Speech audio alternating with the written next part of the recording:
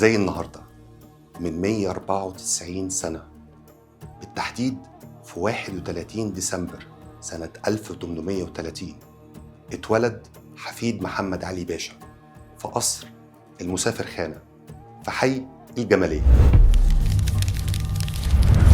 في الموسم الأول والثاني من حكايات الأنتيكات كنا بنتكلم عن مناطق وسط البلد. في الموسم الثالث من حكايات الأنتيكات هنتكلم عن صاحب الأنتيكات نفسه، الخديوي إسماعيل باشا.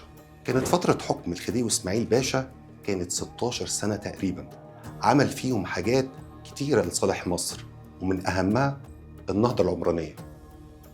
بس قصاد ده جه على الشعب المصري والاقتصاد المصري، فقرار إن هو حاكم كويس أو لأ أنا سايبه ليك أنت. والده كان إبراهيم باشا، القائد الأعلى للجيوش المصرية. إسماعيل كان من صغره كان نابغة وشاطر، وكان الحفيد المفضل لجده محمد علي باشا، وده اللي خلى والده إبراهيم باشا يبقى عنده نظرة مستقبلية لإسماعيل ويهتم بتعليمه، وابتدى يعلمه مبادئ العلوم وبعض اللغات زي التركية والعربية والفارسية. وفي فترة زمنية ما من نشأته جات له مشكلة في عينيه، فوالده إبراهيم باشا سفره لفيينا عشان يتعالج، فاتعلم اللغة الفرنسية.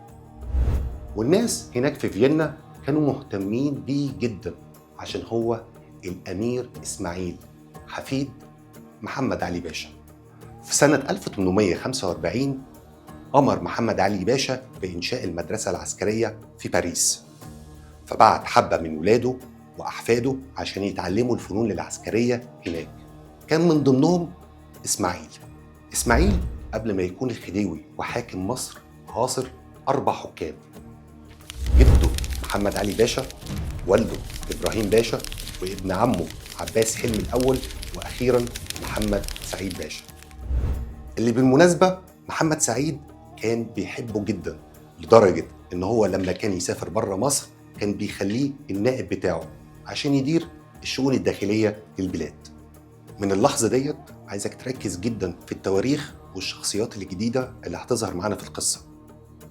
اتولى الخديوي إسماعيل الحكم في 18 يناير سنة 1863، مع إن الأحق في الحكم كان أخوه الكبير الأمير أحمد رفعت. بس الغريب إن في سنة 1858 محمد سعيد باشا كان عامل حفلة داعي فيها أعضاء من الأسرة المالكة، كان من ضمنهم الأخين إسماعيل وأحمد.